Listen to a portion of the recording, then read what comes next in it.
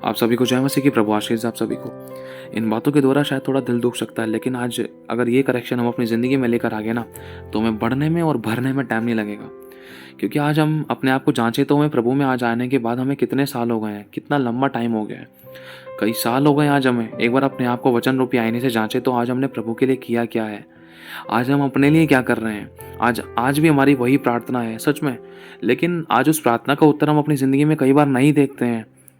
जैसे कि आज हमारी प्रार्थना बहुत बार ये रहती है कि प्रभु हमें अपनी आत्मा से भर, अपने अभिषेक से भर, पवित्र आत्मा से भर, पवित्र आत्मा से परिपूर्ण कर, पवित्र आत्मा के अभिषेक से भर। देखो, परमेश्वर हमें भरने के लिए, परिपूर्ण करने के लिए तुरंत तैयार है। वो हमें नहीं भरेगा तो किसको भरेगा?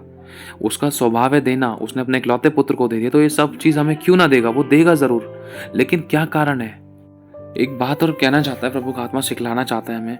आज हम बार बार प्रभु के पास पवित्र आत्मा से भरने के लिए, अभिषेक पाने के लिए, सामर्थ पाने के लिए आते हैं, लेकिन एक बात प्रभु उदाहरण के तौर पर बतलाना चाहता है। ध्यान से समझना, प्रभु का आत्मा आपसे बात करेगा।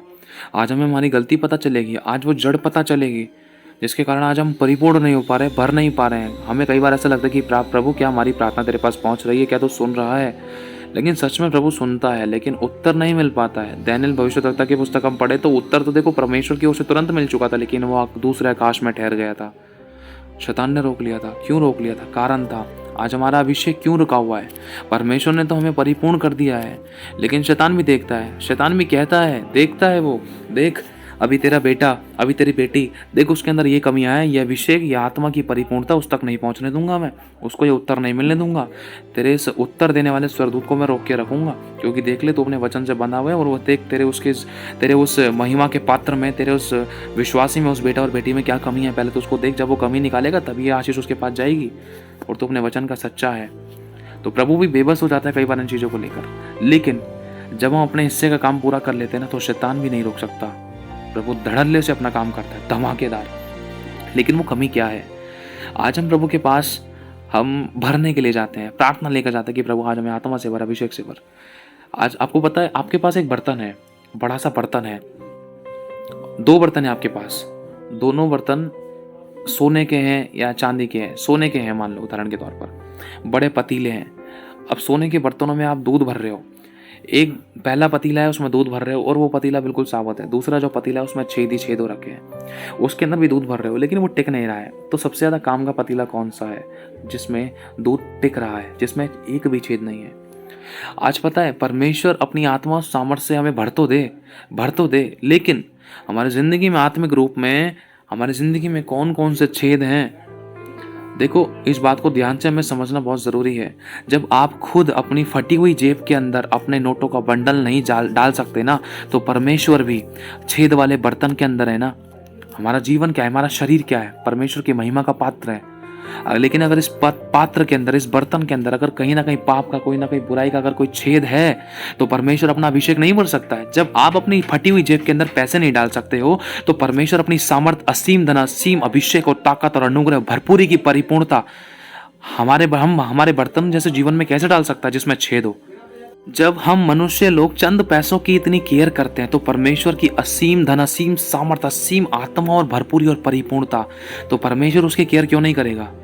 जब हम लोग छेद वाले बर्तन के अंदर दूध नहीं डाल रहे हैं, पानी नहीं डाल रहे हैं, तो परमेश्वर अपनी आत्मा का अभिषेक हम छेद वाले बर्तनों में कैसे डाल सकता है? और वो छेद किस प्रकार के हैं? सबसे पहली बात तो यह है कि आज हम अपने प्रभु के पास जब आते हैं ना, हमेशा भर दे, ये दे दे, वो दे दे, बहुत सारी चीज़ें करते हैं। मैं सभी की नहीं कह रहा हूँ, मुझसे भी ऐसी गलतियाँ हुई हैं, कोई परफेक्ट नहीं, लेकिन प्रभु ने इन चीज़ों को लेकर हमें सिखाया है। एक बात प्रभु आज हमें कहना चाहता है, देखो, परमेश्वर हमारा कुम्हार है, हम उसके बर्तन हैं। आज हमारी ज़िंदगी में कहीं भी कोई छेद है ना, तो उस कुम्हार से बोलना है, प्रभु आज तो इस बर्तन के छेदों को बंद कर दे। कौन कौन से छेद हैं ऐसे? जांचो, टेस्ट करो, परखो। परमेश्वर अपने लोगों को पवित्र आत्मा, सामर्थ्य, अभिषेक से भर देना चाहता है, लेकिन आज हम अपनी ही गलती के कारण, अपने ही रीजन से आज परमेश्वर की सामर्थ्य, आत्मा और परिपूर्णता से परिपूर्ण नहीं हो पा रहे हैं। वो किस प्रकार का छेद हो सकता है? और परमेश्वर छेद वाले बर्तन में कभी अपनी आत्मा और सामर्थ्य और अभिषेक की परिपूर्णता को नहीं भरेगा। मेरे भाई और बहनों, आज हमें एक करेक्शन की जरूरत है। आज प्रभु में बतलाना चाहता है इन बातों को लेकर। कौन सा छेद है? क्या हमने कभी किसी को माफ नहीं किया है? ये भी एक छेद है।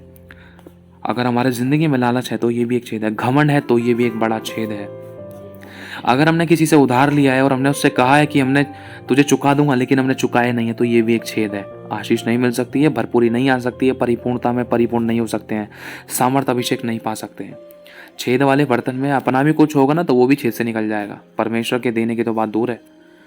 मेरे भाई और बहनों, किस प्रकार का छेद है? किसी को माफ़ नहीं कर पा रहे हो, क्षमा नहीं कर पा रहे हो, दया नहीं कर पा रहे हो, अनुग्रह नहीं कर पा रहे हो, झट क्रोध हो जाता है, झूठ, चुगली, निंदा, क्रोध, विरोध, फूट, विधर्म, ढा, मतवालापन, डिटाई करना, चुगलियां करना, शरीर पर मन लगाकर व्यभिचार करना, आंखों की अभिलाषाओं को सेकना, कई सारी चीजें, ये सारे छेद हैं, छेद। और एक तरफ हम प्रभु से रात रात भर प्रभु मुझे अपनी आत्मा से भर दे, तालियां मारते हैं हम, आत्मा से भरने के लिए हम चिल्लाते हैं, आराधनाएं करते हैं घंटों तक, बोलते हैं हमें भर दे भर दे भर दे भर दे। ऐसी प्रार्थनाओं से मेरे भाई और बहनों कोई फायदा नहीं है। जब सोच कर देखो, आपके पास हजारों की गड्डियां हैं कि आप छेद वाले बर्तन में रखोगे क्या? कहने का मतलब आप छेद वाली पॉकेट में उन हजारों की गड्डियों को रखोगे? आप एक सोने की छोटी सी अंगूठी भी नहीं रख सकते हो। अब मैं कह रहा हूँ एक सुई भी नहीं रख सकते उस छेद वाले पॉकेट के अंदर, कहीं वो आप ही के ना चुभ जाए। सोच कर देखो, कुछ छेद वाली पॉकेट में कुछ रख नहीं सकते हैं। तो हम एड़ी चोटी का जोर लगाते हैं, प्रभु से रात रात भर दुआ प्रार्थना अर्चना करते हैं, आराधना करते हैं उसकी। प्रभु तो अपनी आत्मा से बढ़ते, सामर्थ से बढ़ते, अभिषेक से बढ़ते। जब आप लोग अपनी फटी हुई जेब के अंदर धन नहीं डाल सकते, तो परमेश्वर छेद वाले बर्तनों के अंदर जो छेदों से भरा हुआ है, जिसमें बड़े बड़े छेदों रखे हैं पाप के कामों के, तो परमेश्वर अपनी असीम सामर्थ, अपना असीम धन, अभिषेक, सामर्थ, भरपूरी, ताकत, अनुग्रह, परिपूर्णता कैसे बढ़ सकता है? जब तक जीवन के अंदर ऐसे बड़े बड़े छेद मौजूद है ना, तब तक चाहे सारी रात तक भी जाकर प्रार्थना कर ले, पवित्र आत्मा से भरे जाने के लिए प्रार्थना करें, वो व्यर्थ है, कोई फायदा नहीं, कुछ नहीं मिल सकता। अगर इसकी बजाय अगर हम रात को दिल से पश्चाताप करके, अगर हम दिल से प्रभु से उन छेदों को बंद करने की प्रार्थना करें, प्रभु ये झूठ का छेद मेरे अंदर से निकाल, व्यभिचार का छेद मेरे अंदर से निकाल, भर दे प्रभु अपनी सामर्थ्य, अपने लहू से सील कर दे प्रभु, हमेशा हमेशा के लिए बंद कर दे मेरी जिंदगी में से ऐसे प्रकार के छेद जो तेरे अभिषेक को खराब करते हैं, जो आशीष, सामर्थ्य, अभिषेक, अनुग्रह को, परिपूर्णता को, जो मेरी प्रार्थना के जीवन को खराब करते हैं, जो मेरी मेहनत को कूड़ा करते हैं, जो मेरी मेहनत को छेद में से निकाल के बर्बाद करते हैं, ऐसे छेद बंद कर दे प्रभु। झूठ का, चुगली का, निंदा का, लड़ाई झगड़े का, कठोर हृदय का, नामाफी का, ढिठाई करने का, दूसरे को ब्लॉक करने का, या दूसरे के अंदर बुराई खोजने का छेद प्रभु मेरे अंदर से बंद कर दे। अगर आज हम अपने छेदों को बंद करने के लिए प्रभु से प्रार्थना करें ना, तो आत्मा और सामर्थ्य से तो परमेश्वर अपने आप ही भर देगा। आपको अपनी पॉकेट से पूछना नहीं पड़ता कि मैं तेरी पॉकेट में क्या डालूं। आपको पता भी नहीं रहता आप कितनी सारी चीजें अपनी पॉकेट में डाल देते हो।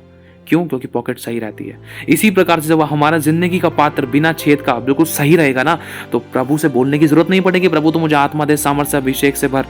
वो अपने आप भर देगा। वो देखेगा कि मेरा बेटा योग्य हो चुका है, वो संभाल रहा है, वो छेदों से बच रहा है, हो भी गया कोई बात नहीं, पश्चाताप कर रहा है, माफी मांग रहा है, और इसमें अपनी तरफ से बेस्ट करने की कोशिश कर रहा है कि दोबारा से छेद ना हो, बहुत गंभीरता से जीवन बिता रहा है।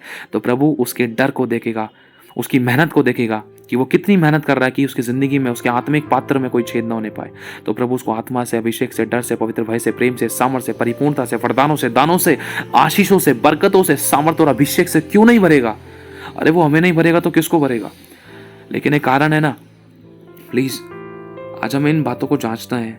ये प्रभु के दास, प्रभु के अभिषेक हागे भविष्यद्वक्ता के द्वारा ये बातें हमें सिखाई हैं प्रभु ने अपनी आत्मा से, अपनी अभिषेक से।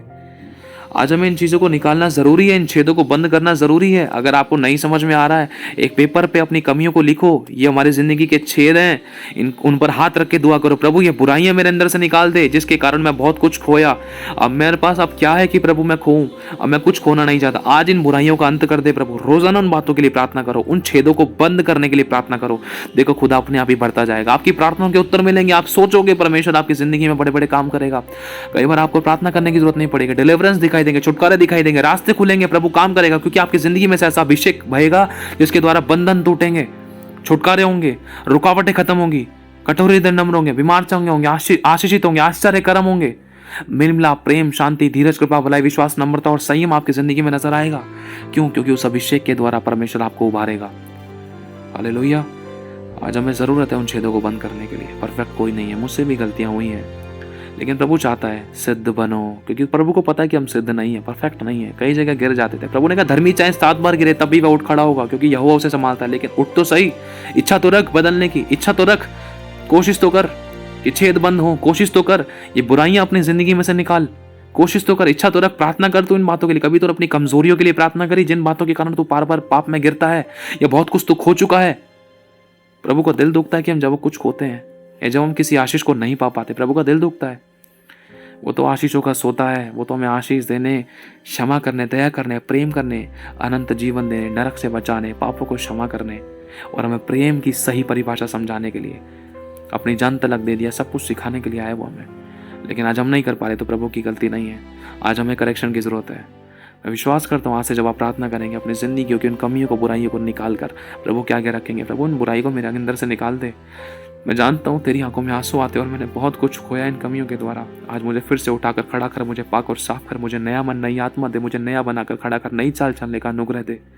मैं जैसा भी मुझे ग्रहण कर।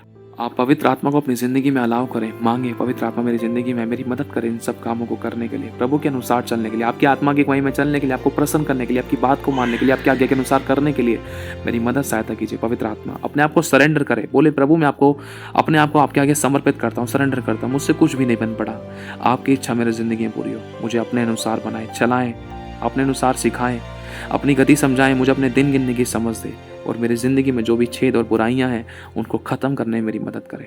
पवित्र आत्मा मैं अपने आप से कुछ नहीं कर सकता, जो मुझ में सामर्थ्य देता है मैं उसमें सब कुछ कर सकता हूँ। आमीन। प्रभु आशीष दे आप सभी को। जय मसीह की।